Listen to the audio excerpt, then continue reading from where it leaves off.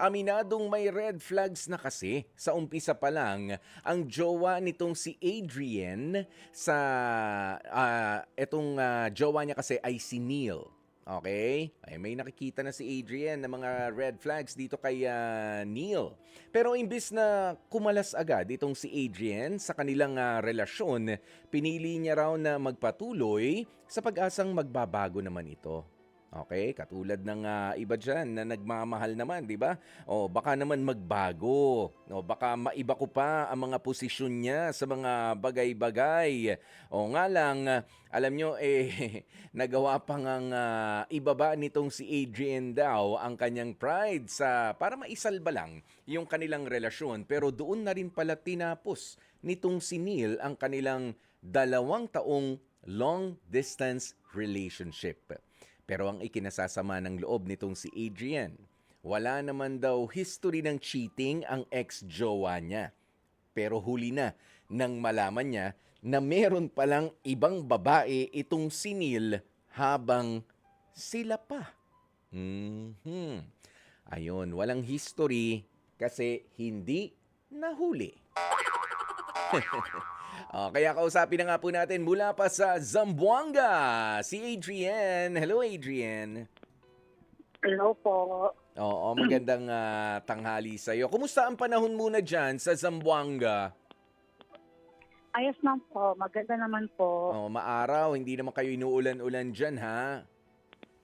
Inuulan-ulan minsan, pero ngayon okay po. Maaraw. Oh. Opo. Adrian, saan mo ba nakilala itong ex-jowa mo na si Neil na huli na nung nalaman mo na niloloko ka lang pala kaya siya nagkakaganon? Neighbor ko po siya dati, tapos umuwi po siya.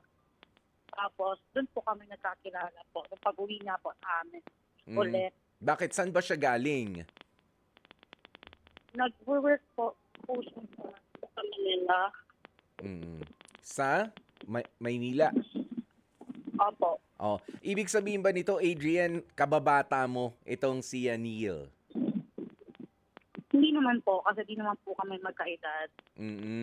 Okay. Nakita mo lang rin siya noon pero nagtrabaho sa Maynila at pagbalik, tsaka naging kayo. Oh, ayun. Pero sabi mo nga naka 2 years din ha ang relationship ninyo nitong si Neil at long distance. Ibig sabihin naging kayo, kinailangan niya na namang umalis habang kayo at lumayo para magtrabaho na naman. Opo, kasi po nag-aaral po ako dito sa Zamboanga, tapos kailangan niya magtrabaho. Oh, ano bang trabaho niya dito sa Maynila? Pwede po, wag na lang po sabihin. Okay lang po ba? Sige. Wag na lang sabihin baka sikat yata itong si Neil. Si Neil Paco. Parang Neil. Okay. Ayan, sige. Wag na lang sabihin sabi mo Ayan, pero eto na, ano yung mga red flags na nakita mo na para bang may mali sa relasyon? Sabi mo nga ano? Kasi po, nung leading po sa breakup namin, parang ayaw niya na akong isa, parang napipilitan na lang sa, parang ayaw niya na akong kausapin. Tapos, galit siya sa akin palagi, na di ko naman alam anong ginagawa ko. Tapos, pag tinatanong ko siya, kung okay lang ba kami, kasi alam ko hindi, sabi niya, okay lang man, wala tayo kailangan pag-usap, makatulad naman tayo problema. Sabi ko, paano nga sabi yan? Tapos galit sa akin palagi na wala akong ginagawa. Halos hindi ko siya maintindihan. Kaya doon ako parang nag-contemplate kung ano ba dapat ko gawin para bumalik kami sa dati. Pero wala talaga akong magawa. Nung nag-uumpisa yung relationship ninyo nitong si Neil, sige, tuloy mo na yung kinikwento mo kanina. Ayos naman po siya. Never po talaga ako nag-suspect or nagka-problema. Kasi parang mabait naman siya. Tapos nag-update siya. Kahit malayo kami, hindi ko na-feel na parang nalileft out ako sa life niya. So parang sabi ko, ayos lang naman. Saka smooth sailing talaga. Like, wala talaga akong problema. Walang ganun. Like, never ako nag-expect na gagawin niya sa akin. Kasi super calm and secure na pag ko during the first time. Mm. At kailan mo nakitang naglabasan na yung mga red flags kamo na parang may kakaiba nangyayari dito sa boyfriend ko? Or baka syempre alam ko naman nung una parang isa yan sa mga challenges ano ng pagkakaroon nga at pagpasok sa long distance relationship. Isang buwan lang po, before kami nag-break lang. Like, hindi mo isang buwan, parang 2 weeks lang. Mhm. Before kami nag-break, like, ganun, parang hindi ko mapaniwalaan na a person can change like that overnight. Yung ganun, yung parang, Oh. Ibig sabihin, parang ang biglaan bilis na lang. napaka-drastic nung pagbabago. So, halos na kumpleto nyo yung 2 taon na okay naman hanggang sa 2 weeks before kayo nag-break, dun na talaga yung pag-iiba nitong sinil. Para na siyang ibang tao, ganun ba yon, Adrian? Opo, opo, parang tingin niya sa akin, kaaway na lang. Tapos, ayoko talaga yung minumura ako, yung sinasaktan ako, like verbally, gano'n. Ayoko ng gano'n. Tapos Mm. nakukuha niya ng murahin ako. Sinasabi niya wala akong kwenta, parang gano'n. Ay, Tapos sabi pa siya sa akin na yung dala ko lang daw sa buhay niya, problema lang daw po. oh. As in, sweet na sweet for the past uh, almost 2 years, pero 2 weeks, papunta sa breakup date ninyo. O ay, ganyan na mga lumalabas sa bibig niya. Sigurado ka bang si ano ang nakakausap mo? Si Neil? Sigurado naman po. Tapos ayaw niya nang tumawag, ayaw niya na akong tawagin sa endearment namin, ayaw niya na, parang feel ko andyan lang siya because parang nag-feel niya na responsibility niya. Parang chore na lang for him Mm. para mag-reply gano'n. Oo. May sinasabi ka dito na ibinaba mo pa nga yung pride mo para lang maisalba sana yung relasyon.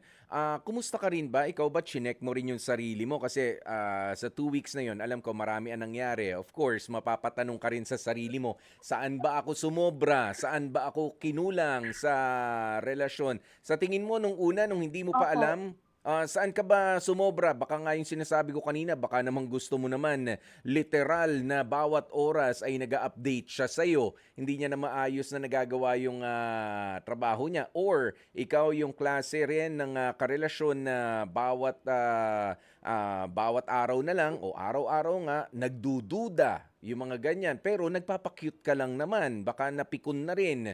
Kumusta, Adrian? Yung totoo, ha?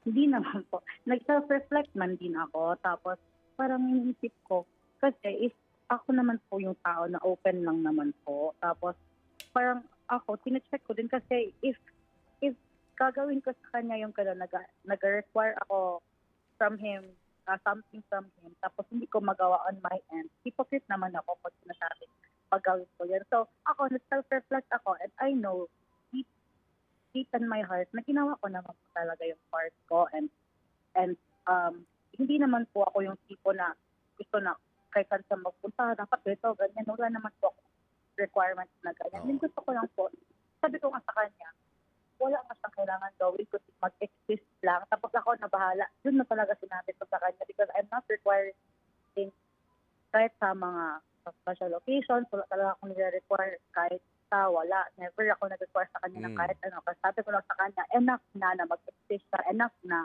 alam ko, andyan lang ka. Magparamdam ka lang. As in, ayun, magparamdam ka na nandyan ka, hindi mo naman ako iniwan, yun lang ang nire-require Opo. mo. Oo. Ayan, at syempre, LDR nga eh. Yung isa nasa Maynila, yung isa nasa Zamboanga. Sa tingin ko, tama lang yun. Basta ikaw, hindi ka ganun. At yung mga hirit mo sa kanya, baka naman lagi kang nagtatampo. Lagi kang, di mo na ako tinatawagan. Laging ako na lang una nagme-message sa'yo. Laging ano, alam mo yung nangga-gaslight, yung ganyan. Hindi mo ba naging style din yan? Hindi naman po. Parang, kasi, kasi iba lang, like, nagbago na talaga siya kasi never ko talaga yan parang in-expect na ganun mangyayari kasi kahit pag hindi ako nakakapag-message siya yan, nag-message sa akin ng marami, ganun. Mm. Nag-double tap, tumatawag pag hindi ako nakaka-reply. Mhm. Tapos yung time na parang iba na talaga, mafe-feel mo talaga na yung energy is nag-change na and hindi na siya same nung una pa. Parang Mm-mm. parang there's something lacking na sa inyong dalawa, and kahit ano gawin ko, alam ko it will really lead to parang sa end namin. Mm-mm. Sabi mo nga 2 months bago kayo 2 weeks ang itinakbo pa ng relasyon ninyo na naghihingalo na ng mga oras na yun. Bakit tumagal pa ng 2 weeks? Sino bang ayaw makipaghiwalay o sino bang nagpatagal pa at bakit umabot pa ng 2 weeks bago kayo tuluyan na nag-break kung sabi mo nga parang ibang tao na yung karelasyon ko, sinasabihan na ako ng Ako mga masasamang bagay. Ako po, kasi po, every time po na may away kami, kahit maliit lang, sinasabi siya, sabi niya palagi, mag-break naman tayo, tapos ako talaga yung nag-hold on po, like parang hindi ko siya nila-let go, ganyan, tapos Mhm. okay kami ulit. Tapos nung time na yun, parang, alam mo yung iba na, tapos hindi siya nagkipag-break, pero parang andyan na lang siya, like, he's not, parang, andyan na lang siya because feel niya responsibility niya, and not because gusto niya, not because may love pa, ganun. Mhm. So parang pinagod ka na lang, parang hinintay ka na lang na ikaw na ang bumigay. Parang ganun po. So, yung time na yun, yung nag-chat pa kami nun, tapos tinanong ko sa kanya, gusto mo pa ba na mag-stay ako, ganyan. Mm. Sabi niya, tapos yung sagot niya, super firm, and then parang irrevocable na, sabi niya, hindi niya na daw ako gusto mag-stay. So, yun na ginawa ko. Parang sabi ko, okay, I got my answer. Tapos sabi niya, so tapos na tayo. Sabi ko, maybe, hindi mo na kasi ako love. Tapos sabi niya, okay, hindi ko na sasagutin yung mga tanong mo. Yun na lang sabi niya sa akin. Mm. At wala ka nang hininging iba pang paliwanag. Humingi ako ng paliwanag because I really want to know kung ano ang nangyari, kung bakit gano'n na lang kalaki yung galit niya sa akin, bakit hindi niya mabigay-bigay yung kahit yung bare minimum na lang na hinihingi ko, kahit yung update, kahit yung tumawag siya. Tinanong ko sa kanya, bakit? Saan ako nagkulang? Tapos sabi niya, sorry, wala talaga akong nasipil na love sa'yo. Parang, paano mo nasabi yan? And then, we had plans on parang, hindi naman like super serious plans, pero like plans on getting married after my graduation and all that. Yung parang ganun. Mm. Mm. Okay. So talagang ayaw na kahit balik-tarin mo pa, wala na. Okay? Opo, Bibitaw at bibitaw na rin. Pero ikaw naman, kailan mo na-realize na ito na rin yung tamang timing para i-let go na itong si Neil? nung ano na po, yung parang mas heavy na po yung nafe-feel ko instead of parang security, ganon. Yung parang everyday naiisip ko na I don't want to be loved like this forever. Ayoko nang ganito na lang ako forever. Ayoko na nakaka-feel ng ganito. Because at some point you will really decide if is that how you want to be treated for the rest of your life, or mag-move on ka na lang and then there will always be something better. Parang yun na lang isip ko. Mm. Doon na nakadecide ako na wala na, tama na talaga. Mm. Ayan, at parang para kang nakikiusap na ikaw ay mahalin. Samantalang ibinibigay mo naman yung totoo at tapat na pagmamahal mo doon sa partner mo, ano? Opo. Yun. Pero alam mo, Adrian, dito sa ating programa para nga makatulong sa lahat ng mga heartbroken o na tuluyan na rin na maka-move on, bibigyan ka naman namin ng pagkakataon na baka may mga bagay ka na hindi pa nasasabi dito kay Neil na gusto mong sabihin sa kanya, mga paalaala, at syempre mga kahit papano, alam ko naman na meron pa rin pagmamahal sa'yo, no? Pero syempre, ang paalaala rin natin, maging responsable lang sa mga salitang pakakawalan ng ating bibig. O wag naman tayong hindi natin kailangan na mapamura pa. Ayan, pero para sa ikagagaan ng loob mo, kung may mga bagay kang gusto pang sabihin kay Neil na mapakinggan niya dito sa programa nating ito, ay ito na ang pagkakataon mo, Adrian. Go ahead. Wala naman po. Parang ang sa akin lang is, I'm not asking him to see my work or to see na ako talaga yung tama. I'm not asking him to make this right. I'm only asking him to self-reflect, to contemplate on the things that that he is doing. Parang gusto ko lang na makita na yung mag-reflect siya sa character niya, sa personality niya. The only thing I want him to do is parang you call it, parang mag-isip kung ano yung maging mali niya. Yun lang, I'm not asking him to make anything right or to see my work. Para in his next relationship, he will become a better lover, a better partner, and never na mangyari sa kanya ulit yung nangyari sa amin. Because I really just want him to be happy, and even if it's not with me, I want him to have the happiest life that he can have. Because, yun lang naman, like, I love him to the point of, parang happy na ako, na happy na din siya. Mga in love ko naman siya, pero kasi hindi ko din pwede ipilit yung mga bagay na hindi talaga para sa akin. Yan. Tamang-tama yung sinabi mo. Pero alam mo, may binanggit ka pa nga pala na merong babae na isinabay sa'yo. Itong si Neil. Tama ba? Napatunayan mo ba to o chismis lang? Kasi nung nag-break na kami, nakapag-usap kami ng isang friend niya. Tapos sabi niya, hindi ko lang kasi sinabi sa'yo to kasi friend ko kayong dalawa. Pero nung naging sa'yo, may girlfriend pa yan siya. Tapos nag-break sila ng girlfriend niya, 1 week na naging sa'yo na. Sabi ko, grabe, kung alam ko, hindi ko naman yan gagawin because I really don't want to hurt anyone and ayoko na maging cause ng pain ng ibang tao. But if I knew, hindi ko naman papasukin itong sitwasyon na to because it was never my intention to ruin anybody's relationship with other people. So, ibig sabihin may overlapping na nangyari. Oo, akala ko naman habang kayo ay may iba na girlfriend. Well, meron ngang iba. May mas nauna sa'yo na hindi niya dineclare. Okay? Yes, Which is very wrong na hindi mo alam. Ngayon mo na lang nalaman nung iniwang ka na rin. So mas madali na siguro sa yung intindihin, Adrian, kung sakasakali, bigla ka nalang binitiwan, we can only speculate. Sabi nga natin, spekulasyon lang, baka meron na rin siyang iba na sa ngayon at gusto nang lumipat. Kung ganyan ang style ng isang lalaki at ng isang karelasyon, magagalit kapag kasawa na, kapag kaayaw na, para bumitaw ka na, wag na kayong pumasok sa isang pakikipagrelasyon. Makipaglaro na lang kayo. Wag nang pumasok sa seryosohan. Mahirap gumante si Mr. and Miss Mrs. Karma. Di ba, Adrian? Ganun yon. Opo. So, hindi ka na magugulat kapag meron pala siyang bagong karelasyon na, kaya iniwang ka na. Hindi na. Wala na din. Parang hindi ko na din masyadong iniisip.